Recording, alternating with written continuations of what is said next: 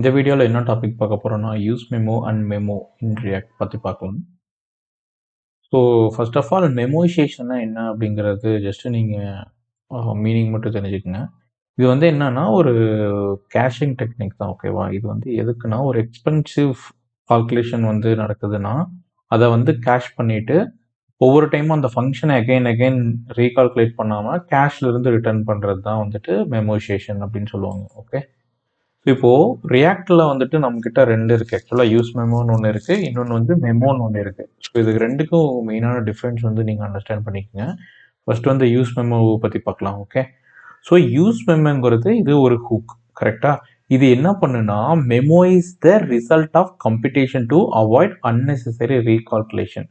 So இது என்ன மெயினா வந்து பண்ணுதுன்னு பார்த்தீங்கன்னா, ஒரு ஃபங்க்ஷன் இருக்கு. அதுல ஒரு ஹெவி கால்குலேஷன் நடக்குதுன்னு வச்சுக்கோங்க. ஹெவி கால்குலேஷன்லேருந்து வர்ற ரிசல்ட்டை கேஷ் பண்ணி வைக்கிறதுக்காக யூஸ் மெமோ வந்து யூஸ் பண்ணுறோம்.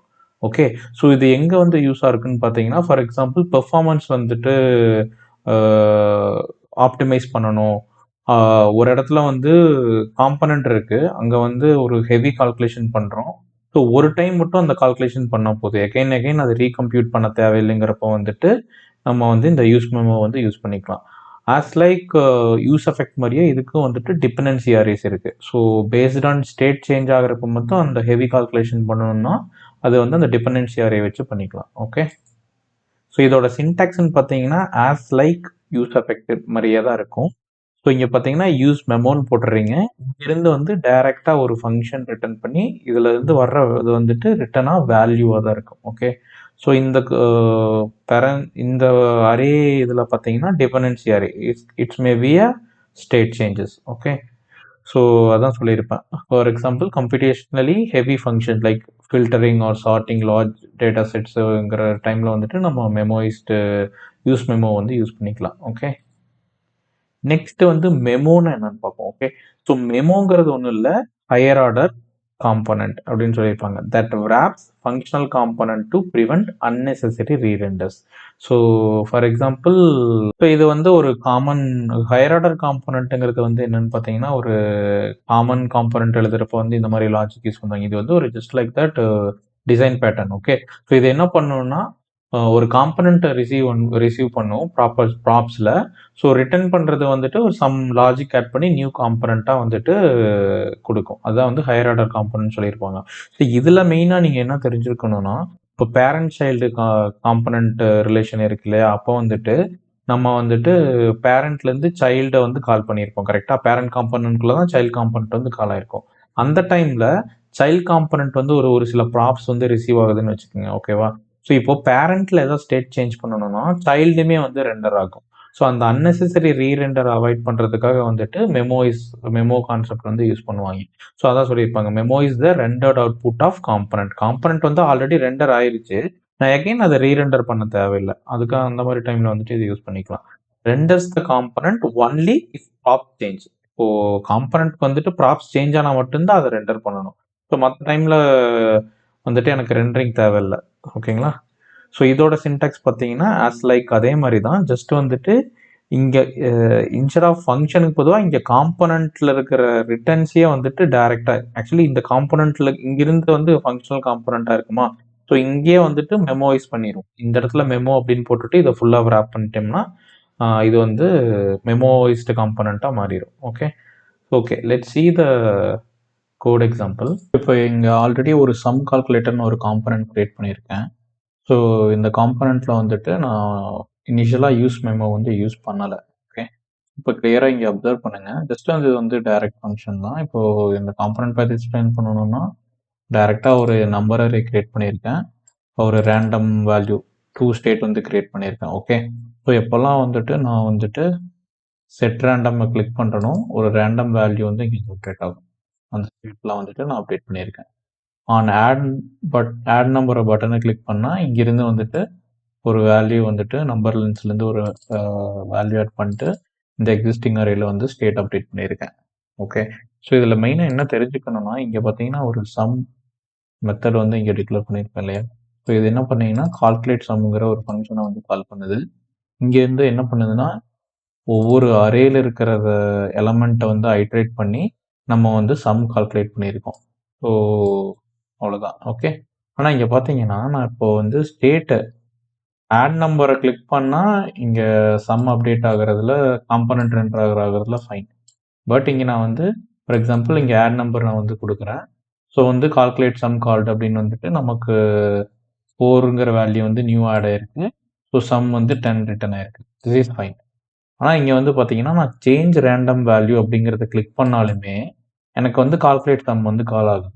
ஓகே. ஸோ இது வந்து பார்த்தீங்கன்னா இந்த இந்த இடத்துல வந்துட்டு எனக்கு இந்த ஃபங்க்ஷன் வந்து எனக்கு ரீகால்குலேட் பண்ண தேவையில்லை. ஏன்னா எந்த வேல்யூமே வந்து எனக்கு சேஞ்ச் ஆகலை. ஜஸ்ட் நான் இன்னொரு ஸ்டேட்டை தான் நான் அப்டேட் பண்ணுறேன். இருந்தாலுமே பார்த்தீங்கன்னா இங்கே அகைன் வந்துட்டு இந்த கால்குலேட் சம் வந்து கால் ஆகுது. ஸோ இதை அவாய்ட் பண்ணுறதுக்காக தான் வந்துட்டு யூஸ் மெமோ வந்துட்டு நம்ம யூஸ் பண்ணோம். ஓகே. ஸோ அதை எப்படி யூஸ் பண்ணலான்னு பார்க்கலாம். ஸோ யூஸ் மெமோவோட சின்டாக்ஸ் என்ன? ஸோ இந்த கால்குலேட் சம்முங்கிறத இப்போ இதுக்கு கட் பண்ணிக்கோங்க. ஸோ இப்போ வந்து யூஸ் மெமோ வந்து யூஸ் பண்ணிடுச்சு. ஓகே.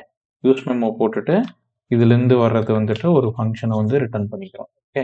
ஸோ இப்போ இங்கே ரிட்டர்ன் போட்டு இங்கே வந்து கால்குலேட் சம் வந்து கால் பண்ணோம். எப்பவுமே யூஸ் மெமோலேருந்து வர்றப்போ ஒரு வேல்யூ தான் வந்துட்டு ரிட்டர்ன் ஆகணும். அது வந்து கிளியராக நீங்கள் நோட் பண்ணிக்கோங்க. ஏன்னா யூஸ் கால்பேக் வர்றப்போ நம்ம வந்து ஒரு ஃபங்க்ஷனையே கேஷ் பண்ணுவோம். யூஸ் மெமோங்கிறது ஒரு வேல்யூ வந்து கேஷ் பண்ணுறதுக்காக தான். இப்போ இதுக்குமே வந்து டிபெண்டன்சி அரே வந்து கொடுக்கலாம். ஸோ வந்து இதுக்கு எம்டி டிபெண்டன்சி அரே கொடுத்தீங்கன்னா இது வந்து ஒவ்வொரு டைம் மட்டும்தான் ரன் ஆகும். ஸோ அதுக்கப்புறம் வந்துட்டு நம்ம எந்த ஸ்டேட் சேஞ்ச் ஆனாலும் இங்கே வந்து சம் வந்து அப்படியே தான் இருக்குது. கரெக்டாக? இப்போ இங்கே நம்ம வந்து எது நமக்கு வந்துட்டு நம்பருங்கிற ஸ்டேட் வந்துட்டு சேஞ்ச் ஆச்சுன்னா நமக்கு வந்து இந்த கால்குலேட் சம் வந்துட்டு அகைன் வந்துட்டு ரன் ஆகி நமக்கு அவுட்புட் வந்து வரணும். கரெக்டா? ஸோ இப்போ இங்கே நான் நம்பரை சேஞ்ச் பண்ண அங்கே இங்கே பார்த்தீங்கன்னா கிளியராக வந்துட்டு சம் வந்து அப்டேட் ஆகுது. ஓகே. இப்போ இதே எக்ஸாம்பிள் இப்போ சம் வந்துட்டு நம்ம இந்த காம்பனண்ட்லேயே கொடுத்துருக்கோம் இல்லையா? இதை வந்து ஒரு சைல்ட் காம்பனண்ட்லேருந்து பிரிண்ட் பண்ணுற மாதிரி வச்சுக்கலாம். ஸோ அதுக்கு வந்து ஒரு ஃபைல் வந்து கிரியேட் பண்ணிக்கலாம். ஓகே.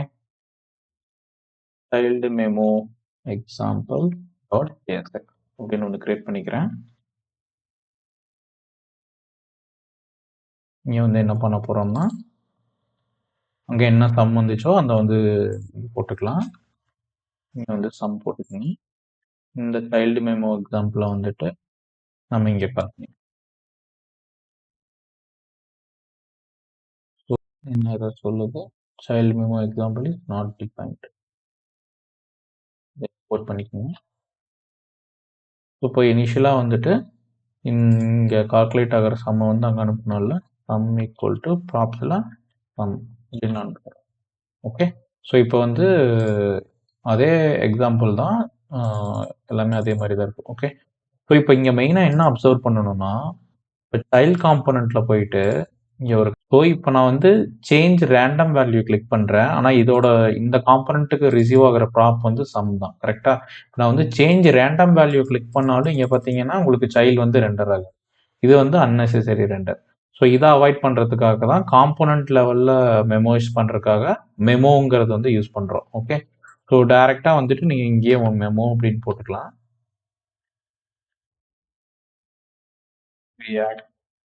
Dot memo. கரெக்டாக? இந்த என்டையர் காம்போனண்ட்டே வந்துட்டு நான் மெமோ யூஸ் பண்ணிக்கிறேன். ஓகே. ஸோ இப்போ போயிட்டு ரீலோட் பண்ணிக்கோங்க. இப்போ நான் வந்துட்டு சேஞ்ச் ரேண்டம் வேல்யூ கிளிக் பண்ணுறேன். இங்கே பார்த்தீங்கன்னா எனக்கு வந்துட்டு இங்கே காம்போனண்ட் இந்த சைல்ட் காம்போனண்ட் வந்து சைல்ட் ரெண்டர்ங்கிறது வரல. ஆனால் இங்கே நான் ஆட் நம்பர் கொடுத்தேன்னா உங்களுக்கு வந்து வருது. கரெக்டாக? சைல்ட் ரெண்டர்ங்கிறது வருது. ஸோ அவ்வளோதான். ஸோ இதுதான் வந்துட்டு use memo and memo. So இது ரெண்டுமே வந்துட்டு ரொம்ப இம்பார்ட்டன்ட். இப்போன்னு பார்த்தீங்கன்னா ஒரு அப்ளிகேஷனில் வந்து பெர்ஃபார்மன்ஸ் வந்து இம்ப்ரூவ் பண்ணணும் அப்படின்னா இந்த மாதிரி கேஸில் வந்துட்டு மெமோ அண்ட் யூஸ் மெமோ வந்து யூஸ் பண்ணணும். ஓகே. இதை ஓவர் யூஸும் பண்ணக்கூடாது. ஏன்னா வந்துட்டு மல்டிபிள் கேசஸில் வந்து சைல்ட் காம்பனண்ட் வந்து ரெண்டர் ஆகும். ஸோ அந்த ரெண்டரிங் வந்துட்டு ப்ராப்பராக பண்ணணும். ஓகே. தேங்க்ஸ் ஃபார் வாட்சிங் friends. Please support and like my videos. Thank you all. By.